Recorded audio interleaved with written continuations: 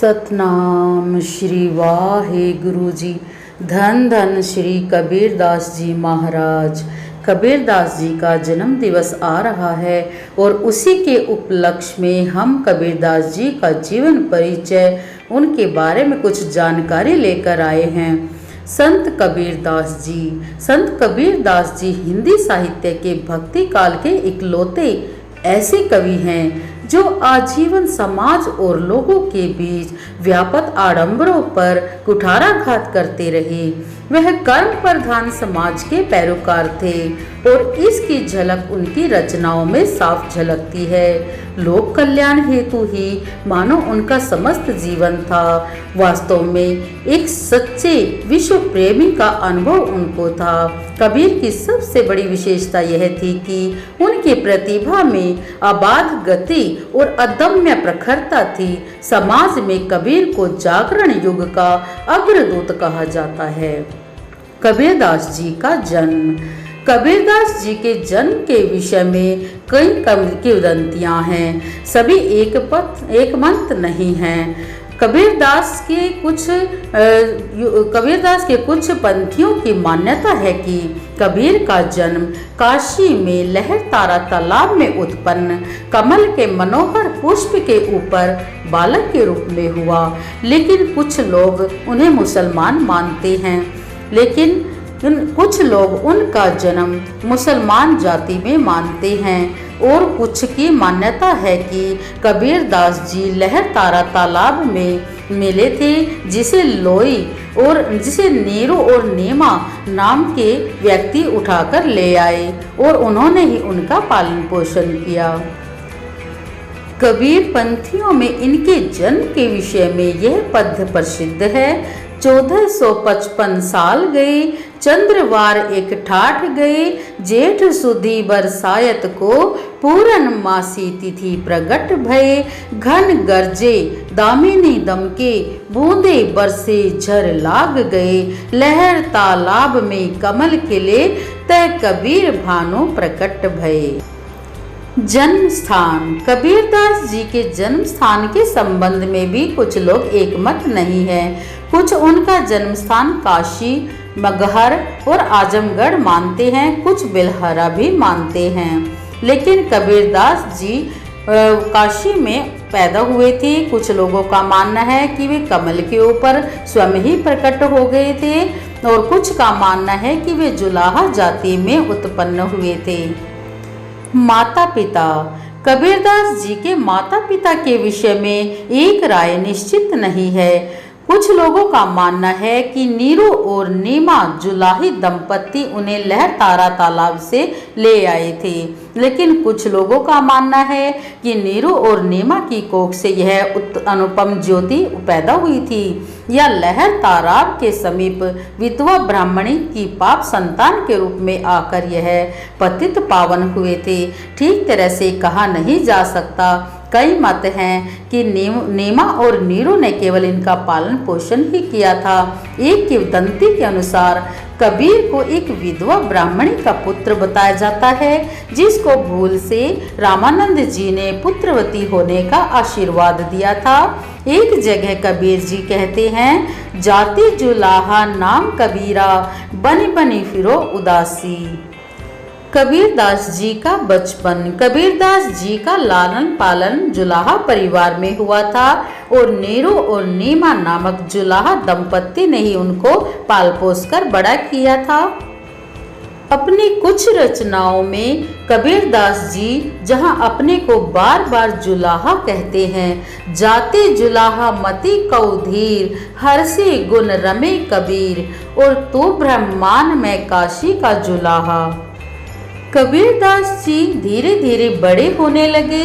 कबीर पढ़े लिखे नहीं थे, अपनी अवस्था के बालकों से एकदम भिन्न रहते थे। कबीरदास की खेल में कोई रुचि नहीं थी। मदरसे भेजने लायक साधन माता पिता के पास नहीं थे। जिसे एक दिन भोजन के लिए ही चिंता रहती हो, उस पिता के मन में कबीर को पढ़ाने का विचार भी न उठा होगा। यही कारण है कि वे किताबी विद्या प्राप्त न कर सके। मसी कागज छुओ नहीं, कलम गही नहीं हाथ। अर्थात मैंने कभी कागज को नहीं छुआ है और अपने हाथ में कभी कलम नहीं ली है। उनकी इस रचना से पता चलता है कि वे कभी भी स्कूल नहीं गए हैं, उन्होंने कोई शिक्षा ग्रहण नहीं की है, फिर भी उन्होंने कितनी सारी रचनाएं की है और समाज को सुधारने की कोशिश की है। उन्होंने अपनी रचनाओं में समाज पर कड़े प्रहार किए हैं। उन्होंने स्वयं ग्रंथ नहीं लिखे, मुंह से बोले और उनके शिष्यों ने उसे लिख दिया। वैवाहिक जीवन: कबीर जी का विवाह वानखेड़ी वैरागी की पालिता कन्या लोई के साथ हुआ था। कबीर को कमाल और कमाली नाम की 2 संतान भी थी। ग्रंथ साहब के एक श्लोक में विदित होता है कि कबीर का पुत्र कमाल उनके मत का विरोधी था।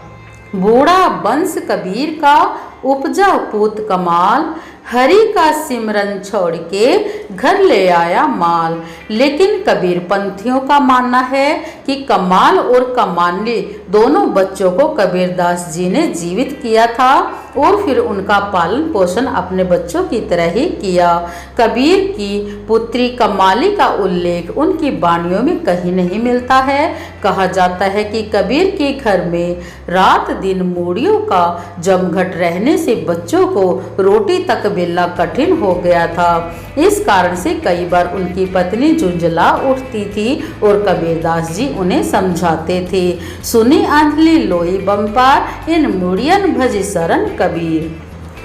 जबकि कबीरदास जी को कबीर पंथ में बाल ब्रह्मचारी और वीराणी माना जाता है। इस पंथ के अनुसार कामात्य उनका शिष्य था, कमाल और लोई उनकी शिष्या। लोई शब्द का प्रयोग कबीरदास जी ने कई जगह कंबल के रूप में भी किया है। वस्तुतः कबीर की पत्नी और संतान दोनों थी। एक जगह लोई को पुकार कर कबीर कहते हैं, कहत कबीर सुनहु रे लोई, हरि बिन राखन हार न कोई। यह हो सकता है कि पहले लोई पत्नी होगी, बाद में कबीर ने इसे शिष्य बना लिया हो। उन्होंने स्पष्ट कहा है, नारी तो हम भी करी, पाया नहीं विचार, जब जाने तब परिहरी, नारी महाविकार।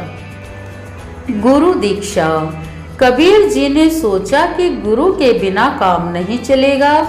उस समय काशी में रामानंद नाम के संत बड़े उच्च कोटि के महापुरुष माने जाते थे।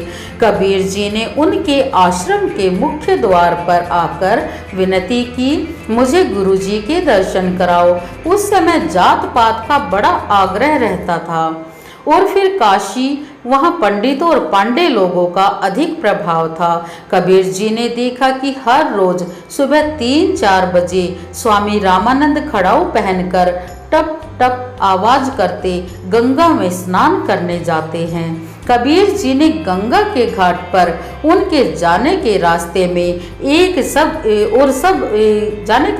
में सब जगह बाढ़ कर दी थी।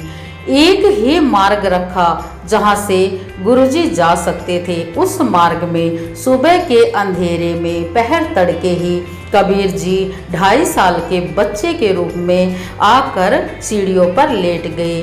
गुरु महाराज आए तो अंधेरे के कारण कबीर जी पर पैर पड़ गया और उनके मुख से अनायास ही निकल पड़ा, राम राम राम।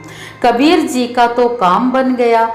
गुरु जी के दर्शन भी हो गए, उनकी पादुकाओं का स्पर्श भी मिल गया और गुरु मुख से राम नाम का मंत्र भी मिल गया। अब दीक्षा में बाकी ही क्या रहा। कबीर जी नाचते गाते गुनगुनाते घर वापस आए। राम नाम की और गुरुदेव के नाम की रट लगा दी। अत्यंत स्नेहपूर्वक हृदय से गुरु मंत्र का जप करते, गुरु नाम का कीर्तन करते साधना करने लगे। जो महापुरुष जहाँ पहुँचे हैं वहाँ की अनुभूति उनका भावपूर्ण हृदय से चिंतन कर वाले को भी होने लगती है। काशी के पंडितों ने देखा कि यवन का पुत्र कबीर राम नाम जपता है, रामानंद के नाम का कीर्तन करता है। उस यवन को राम नाम की दीक्षा किसने दी, क्यों दी? मंत्र को भ्रष्ट कर दिया। पंडितों ने कबीर से पूछा, राम नाम की दीक्षा तेरे को किसने दी? स्वामी रामानंद जी महाराज के श्रीमुख से मिली। कहाँ दी? सुबह गंगा घाट पर। पंडित रामानंद जी के पास पहुंचे और कहा कि आपने यवन को राम मंत्र की दीक्षा देकर मंत्र को भ्रष्ट कर दिया है, संप्रदाय को भ्रष्ट कर दिया है। गुरु महाराज, यह आपने क्या किया? गुरु महाराज ने कहा, मैंने तो किसी को दीक्षा नहीं दी। यह यवन जुलाहा तो रामानंद मेरे गुरुदेव रामानंद की रट लगाकर नाचता है, आपका नाम बदनाम करता है। भाई, मैंने उसको कुछ नहीं कहा, उसको बुलाकर पूछा जाए, पता चल जाएगा। काशी के पंडित इकट्ठे हो गए, कबीर जी को बुलाया गया। गुरु महाराज मंच पर विराजमान हैं, सामने विद्वान पंडितों की सभा बैठी है। रामानंद जी ने कबीर से पूछा, मैंने तुझे कब दीक्षा दी? वह कबीर जी बोले, महाराज, उस दिन प्रभात को आपने मेरे को उठाया, राम नाम का मंत्र भी दिया, वहाँ गंगा के घाट पर। गुरु जी कुपित हो गए। कबीर जी को अपने सामने बैठा देखकर बोले, मेरे सामने तू झूठ बोल रहा है, सच बताओ, मैंने ही तुझे राम नाम का मंत्र कब दिया है? तो कबीर जी ने कहा, गुरुजी, आपने ही तो मुझे प्यारा राम नाम का मंत्र दिया था। रामानंद जी को गुस्सा आ गया, खड़ाऊ उठाकर दे मारी। कबीर जी के सिर पर जाकर खड़ाऊ लगी। राम राम राम, इतना झूठ बोलता है।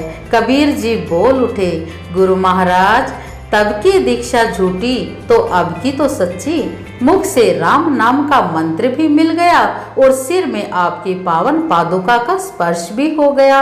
स्वामी रामानंद जी उच्च कोटि के संत महात्मा थे। घड़ी भर भीतर गोता लगाया, शांत हो गए। फिर पंडितों से कहा, चलो, यवन हो या कुछ भी हो, मेरा पहले नंबर का शिष्य यही है। ब्रह्मनिष्ठ सत्य पुरुषों की विद्या या दीक्षा प्रसाद खाकर मिले तो भी बेड़ा पार करती है और मार खाकर मिले तो भी बेड़ा पार कर देती है। कबीरदास जी की मृत्यु। जिस समय कबीरदास जी ने शरीर छोड़ा, उस समय चर्चा थी कि जो मगहर में मरेगा वह गधा बनता है।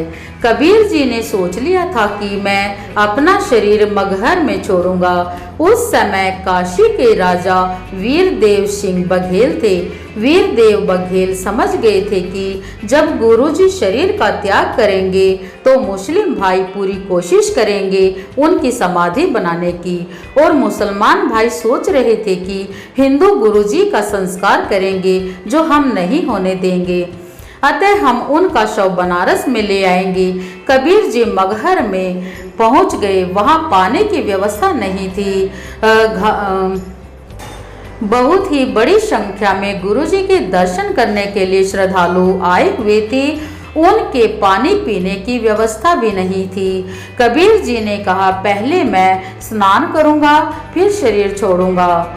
एक पठान ने बताया कि भगवान यहाँ पानी का सरोवर हुआ करता था, जो अभी भगवान शिव के श्राप से सूखा हुआ है। कबीर जी ने कहा, मुझे दिखाओ वह स्थान कौन सा है। वहां जाकर कबीर जी ने हाथ फैलाए और नदी में पानी की धारा फूट पड़ी।